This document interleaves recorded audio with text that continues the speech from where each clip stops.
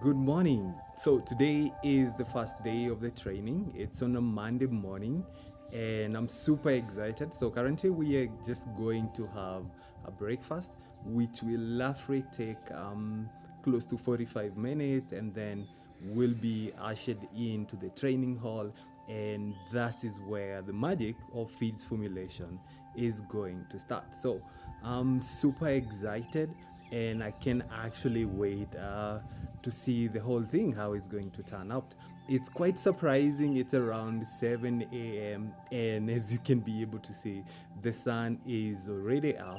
Now this makes me think Naivasha is almost the same as Mombasa, because I used to think in Mombasa is whereby you get to see the early sunset, but here we are 7 a.m. and it's all sun up.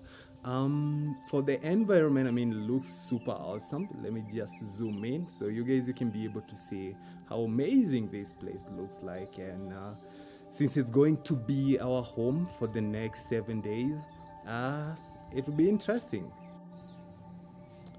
So that's a part of some really lovely bush flowers, which tend to cover close most of the compound, which is already extending all the way to that other end. And surprisingly enough, on that further end, you can be able to see a bit of hills lining, which give this place an ideal location for, well, what they call a training. Yeah, this is super cool, and you can be able to see how amazing uh, this whole thing is.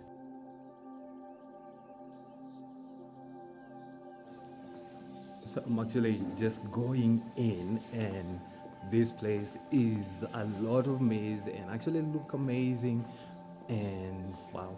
So let me just pause the video right here, and once the training start, we can be able to update. See you on the other end.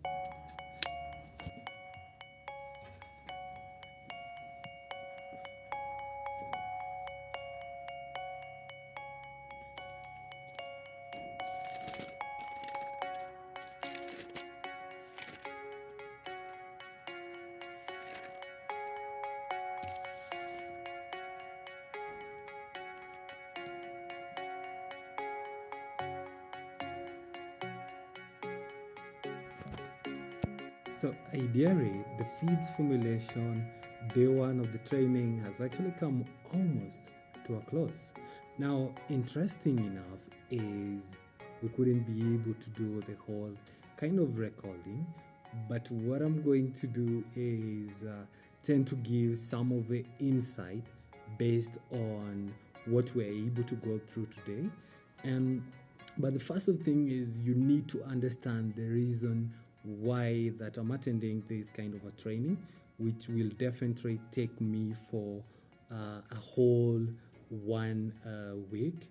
And as I introduced yesterday, that's when I left AfriFarmer, all the way from the coast region coming to the central region, Kenya, that's here in Naivasha. Now, the reason is being, you remember in our previous vlog is where we actually were able to start formulating our own farm feeds.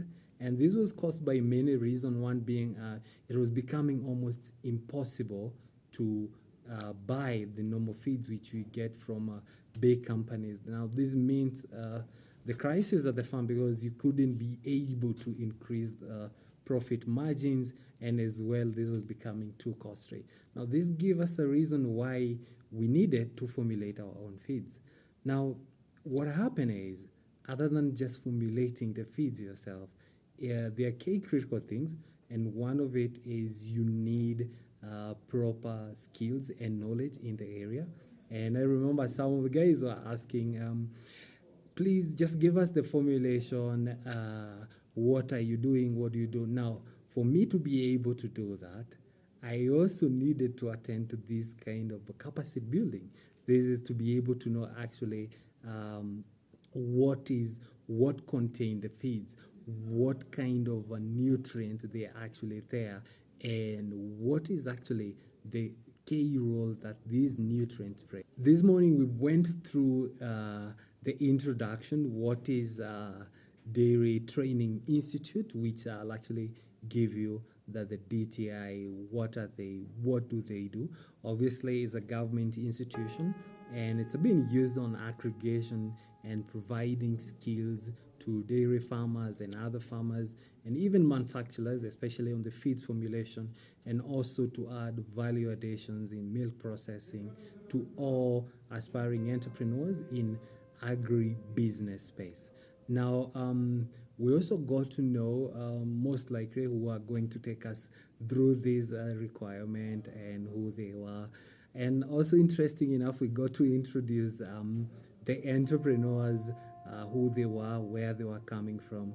And the most interesting fact is Kenya as a country was well represented. We had people coming all the way from Kwale, Kilifi, Mombasa, all the way to the central region, Kiambu, Murang'a, and all the way to the northeastern part, Marsabit, Garissa, all the way to the Lake region. That's where you got Kisumu, Kakamega. You go to the western, and this was very interesting because you realize as an entrepreneur, you're actually not alone in your sector.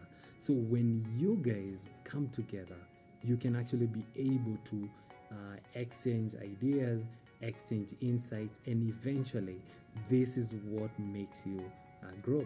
So, other than the introduction bit, we went to the second phase, and now this is what you're going to be interested about. Okay.